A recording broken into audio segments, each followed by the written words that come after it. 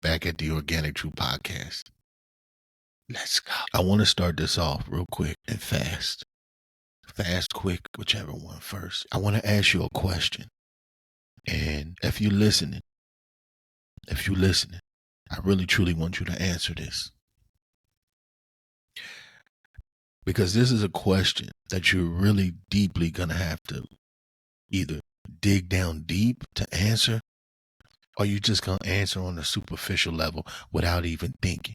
But I would ask for you to be deep. When the chance to grasp all you ever wanted means sacrificing all you ever had, do you take it? Let's come back to that, because I'm going to answer that. But I want to speak to my fellas, and I want to speak to the men, and no disrespect to the women, but I want to speak to the men, because I'm an 80s baby, and we all know that 80s is supposed to be like the golden era of obviously music, golden era of a bunch of other things. Fashion was pretty dope, but it was a cause for a lot of different things.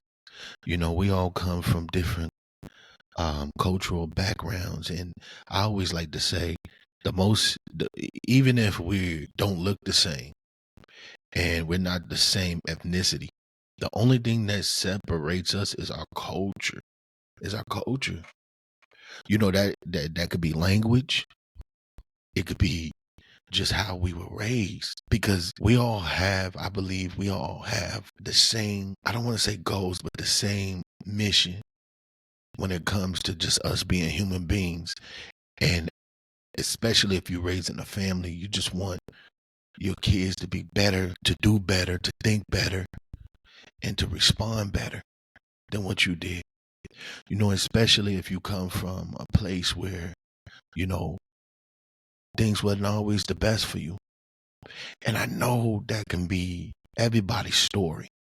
But what makes the individual story unique is not just how they tell it, but it is how they came through it. Because everybody comes through it differently. Everybody comes through adversity. Everybody comes through childhood trials and tribulations and trauma. Everybody comes through differently. No two people breakthrough coming out story is the same. Might have the same setting, but the way I tell it and what actually happened and what you had to do is different, because nobody was there at that moment in your life when you had to go through it.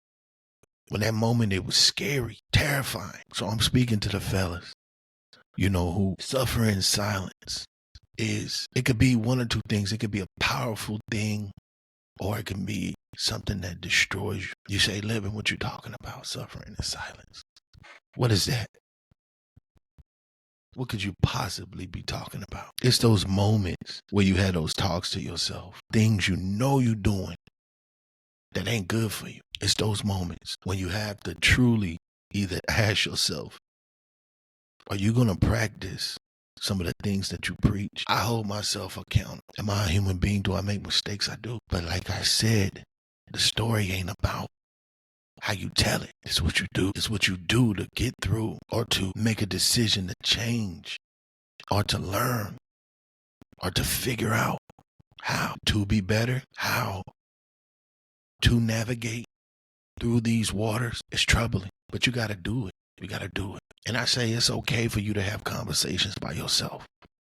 It's okay for you. I'm pretty sure my kids probably look at me and they probably think I'm crazy. I mean, sometimes, they catch me and they say, who's you talking to? And at that moment, it's like, I'm not really thinking in a sense of like, dang, I actually have to explain this, because that does sound kind of crazy. You hear your parent in the other room talking, thinking he's talking to somebody. It's almost like a scary movie if I had to look at it from their perspective. So at that moment, I'm not thinking about that. So I just simply say, I'm just thinking out loud. And those sometimes be the most powerful conversations. Not when you answer your thoughts, but when you listen and you can hear it. You can hear it without speaking, but we all know, and if I know that there's power in the tongue. And when you speak life. So listening sometimes to yourself, speak, it helps. It ain't no different from you going to that bathroom. And most public speakers, they'll give you these tools to where you stand in the mirror, in front of the mirror, and you talk. You speak to yourself. You just talk to build that confidence, to build it. But getting back to that suffering and silence. I mean, there's so many things that men we have to deal with, right? And what society says and they put upon us, because the narrative is changing. It's changing. I listen to the generation now and the dating scene and relationships. I mean, it's really topsy turvy. It ain't nothing like what it was when I was coming up. It's so different. So when you going through something, our generation, we was taught to hold it in, to bury it, to not speak about it again. Stay strong. Men, you don't get to cry. You don't get to talk about your problems. You don't get to whine about it. Be a man. As you fall down, scrape your knee, get up, wipe your face. You don't get to cry. You don't get to express your emotions. You don't get to talk about what's wrong with you or how your day was. And I'm sorry, I'm fast forwarding. I'm trickling into those men who are in marriages and relationships at that point. But you know what? We're going to get to that. But just in general, growing up, I mean, that's the way it was taught for me. That's the way that I learned. I remember moments. I remember moments where, and it's real vague moments. And I remember moments where I would be, I was a kid, and it's real vague where I was a kid, and my mom would, hold me. I think one of the things I loved the most was when she would clean my ear. I think that was a way for me to get affection, or yeah. And my mom, she would sometimes rock me, but it's very vague. It's not vivid at all.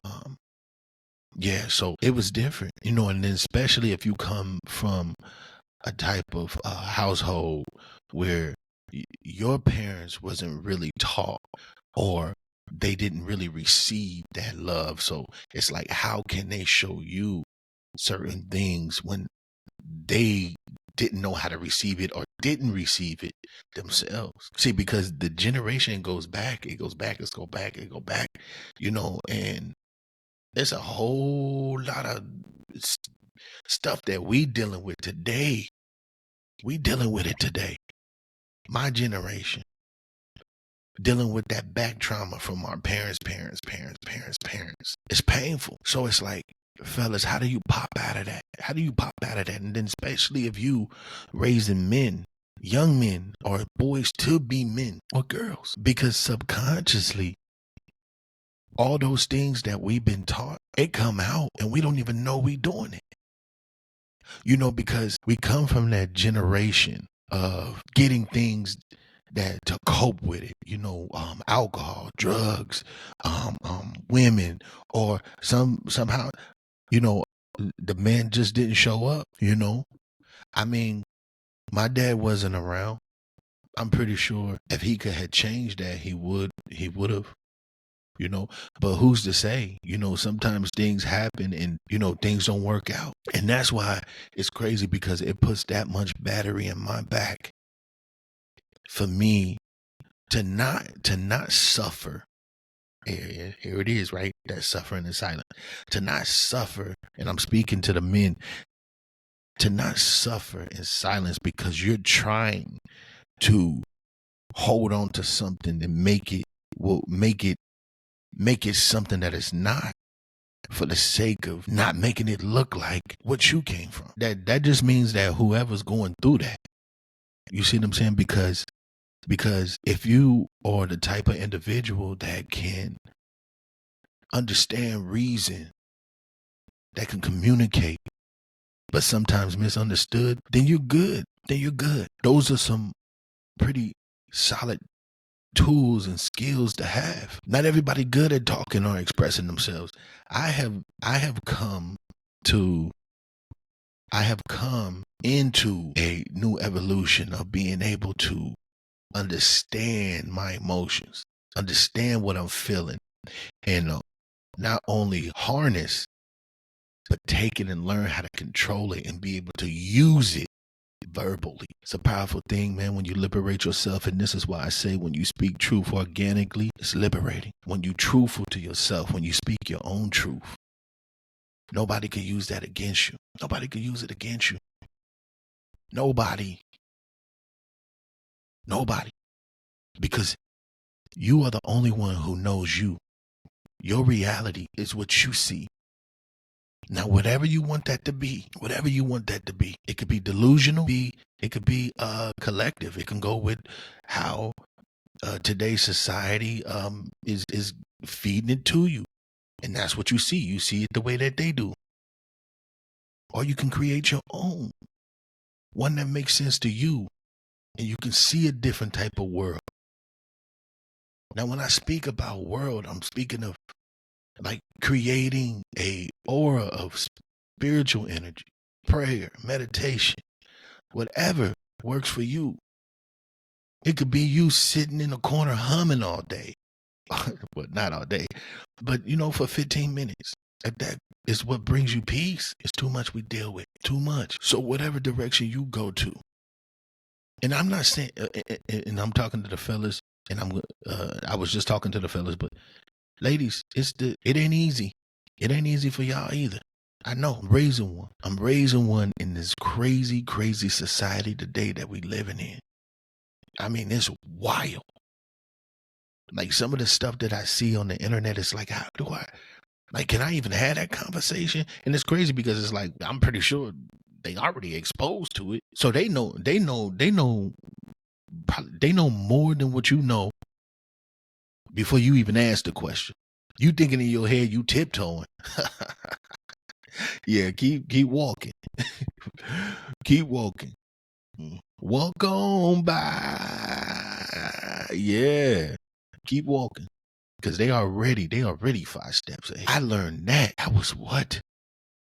I got a 17-year-old. That was what, about, I want to say, she was 7 years ago. I said, oh, how you know that? I thought I was having a certain conversation. She was already on game. But it was a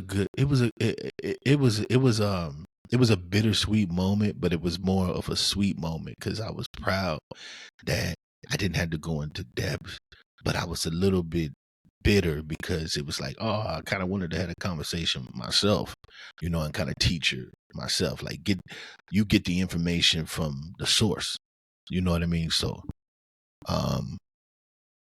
but yeah, ladies, I know, y'all growing up. I mean, y'all seen the Freaknik.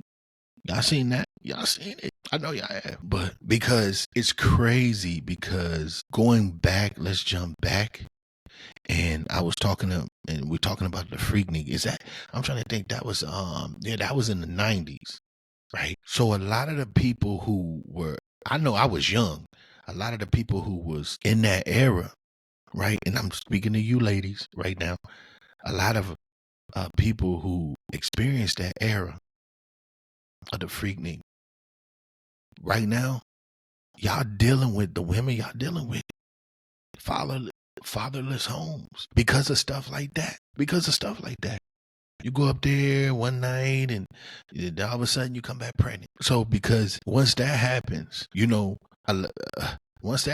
it's like, okay, what do you do now? Because now you have a decision to make. Because a lot of y'all, a lot of women was, in college in that Freaknik era. They were coming from colleges, and then it started getting infested where it became the people off the street coming up there. It was supposed to be like a college. Well, y'all seen the documentary, right? But y'all had to deal with a lot of, fathers who didn't show up, baby daddies. And that's a sad thing because it's like you put your heart into something and you believe, and then soon as you say, I'm late, they get up out of there. They disappeared, man. It was a lot of, but see, is that a testament to maybe what his way of growing up had an effect on that? Or was that just or that was just a guy who just didn't want to take care of his responsibilities? Because the 90s had a bunch of that. Leaving them late 80s into them 90s, it like spread like wildfire. So I know y'all had it tough. And then not to mention if you came, and then if you were a woman who came from a household who didn't have a father or a male figure or somebody, somebody who didn't look at you in a sexual way to where they touch you, because it was God forbid, that's sad. I don't even want to even bring that up, but y'all had it rough too. I understand, I get it. And you don't have to suffer in silence either. But the most important thing is this: there's no better time like the present. Learning to cope with those feelings and emotions, to be able to express them in a way to where it ain't anger, it's not frustration, because I'm totally guilty of that. I am 100% guilty of that. Man, I'd be the one pop off quick. What? You know what I'm saying? Like, and I had to catch myself like, hold on. It was just like today, working with my little guy with his homework, and it's like, I've been cranky though. Before I even get into the story, I've been on a 4-day fast. I mean, I ain't had no solid food. Only thing I've been doing is drinking tea and water. Today would be 4. I'm going to take this as long as I can, because I don't want to deviate from the topic, but I shed a little light on why. Matter of fact, no, I think it actually it ties into what we're talking about today.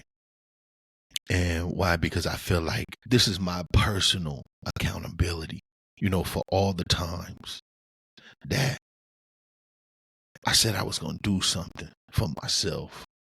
And actually, when the day came, I did something different.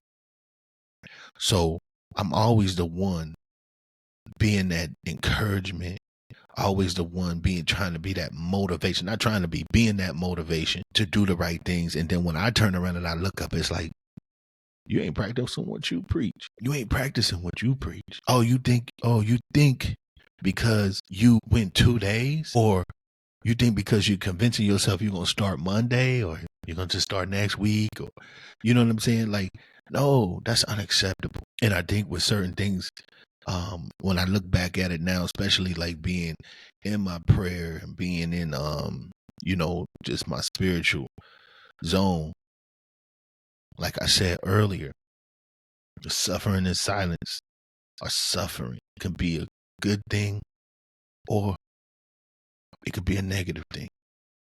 For me, I felt for all the times that I didn't follow through with myself, this is my way of showing, like, hey, listen, any appetites, anything that I couldn't control, that I couldn't overcome at that moment, I'm showing it. This is my suffering, because sometimes you have to suffer to be able to overcome something. Because nothing, and I say this respectfully, nothing comes without sacrifice.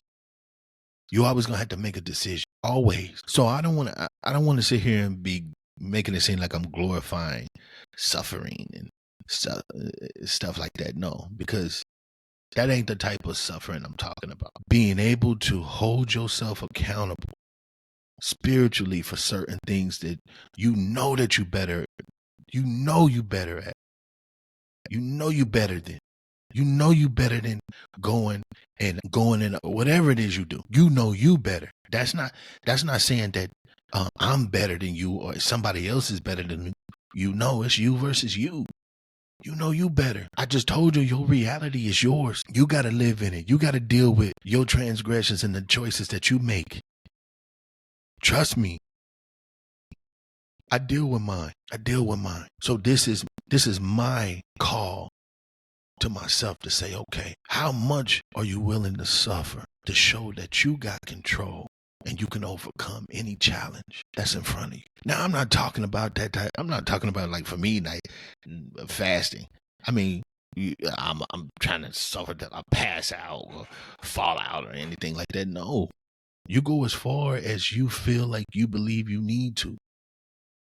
or how strong you think you are and can endure. But when you're in the midst of that awakening, make sure you have some type of spiritual connection, because you're dealing with some things internally, or you're going to, especially if you're the type of person that has, that's real kind of like in tune with certain things, like, and when you're trying to find that, oh, what's that, what's the word I'm looking for, when you're trying to, that self-discovery, when you're dealing with that self-discovery, because I really truly believe that in order for you to be able to come or become whatever you're trying to become, you must get lost first before you can be found. I don't know how you take that or how someone would take it, but I guess I'm going to just leave it right there. I'm going to just leave that right there. But I will say this to man or woman, anyone, whatever journey you take, there's no better moment like the present. You don't have to wait. You can start now. Just because you didn't do it tomorrow, you didn't do it last week, that's the past. We're not going back to the future. We're staying right here in the moment. And that goes and that goes for and that also goes for my men who might have made bad decisions, who weren't there for their kids, or who weren't there for someone that they love. It's okay for you to be able to change something now in the present, because we don't know how long we're going to live for tomorrow. So saying it's tomorrow, saying I do it next week, you ain't granted that. You ain't granted that. You granted right now. What did Cat Williams say? Cat Williams say, if you get yourself to a place to where you wake up and you say, okay, all right, I'm going all out. I'm going to live this day like it's my last. And then when you get to the end of the day and you about to lay down, you would say to yourself, all right, now you about to go to sleep. We don't know if, and this ain't verbatim. He didn't say this verbatim, but you about to go to sleep. You say to yourself, you about to go to sleep. Now this could be it. Did you accomplish or live your life to the fullest? Because you don't know if you're going to be able to get up tomorrow. That's powerful, man. That's powerful. See, because we all know what's inevitable. You're born and then you removed, then you perish. For me, what way do I want to perish? I think I don't want to perish with fear. I don't want to perish with disappointment to my children and my family, my wife. I don't want to perish without purpose, without giving purpose to this planet. So what I do is I'm using the method that there's no better moment than the present. And that's a choice that I made to fast and see how long I can deal with that.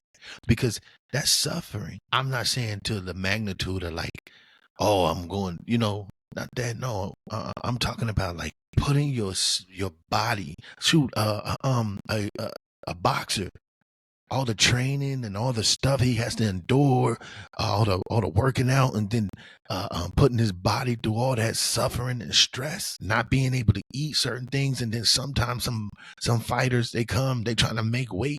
You walk around 150, you trying to fight, so you got to make that weight. They suffer. They put themselves under tremendous stress. But why do they do it? Because they look to accomplish a goal. So figure out what you will suffer for, what you will put yourself under tremendous stress for. And when you figure that out, understand this. Make sure you have purpose for what you're doing, because don't be going not eating because, let me put this, no, don't be going not eating because Living said, oh man, if I want to manifest certain things or this, that, and the third. No, have a purpose.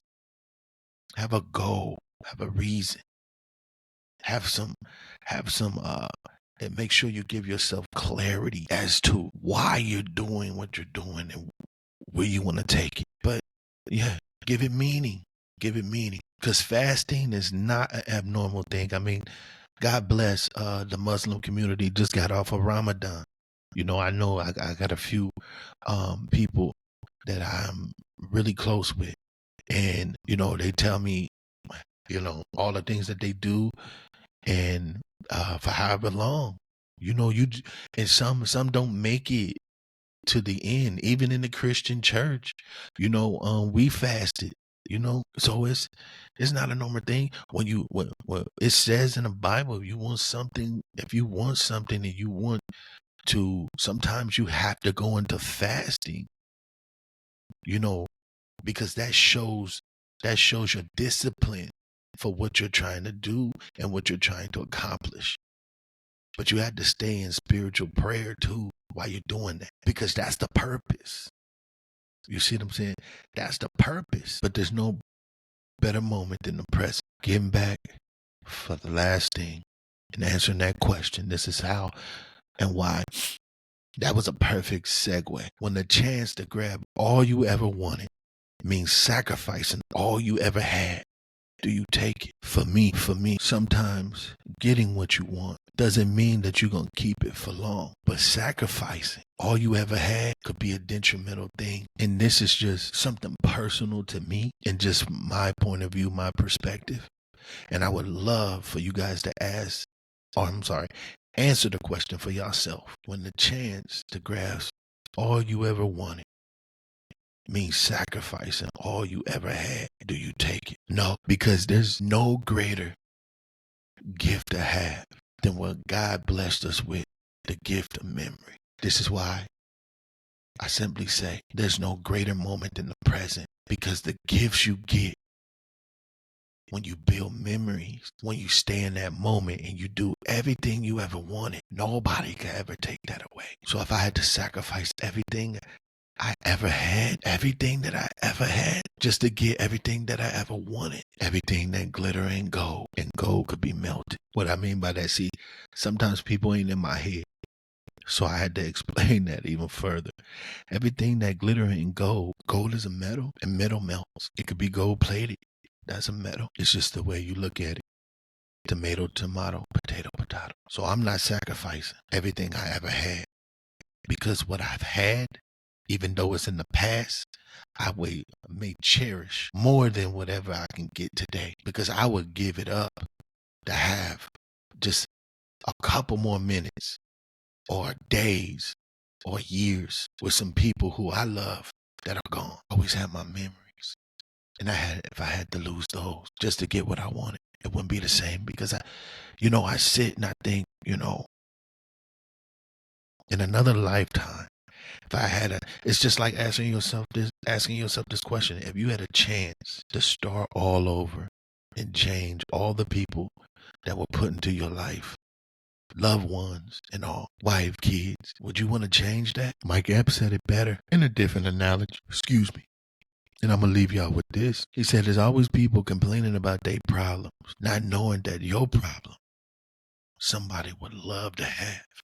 And if it was ever an opportunity for you to drop your problem and pick up somebody else's, you'll drop your problem of complaining because you got to pay bills, or you're back on bills, you're in debt.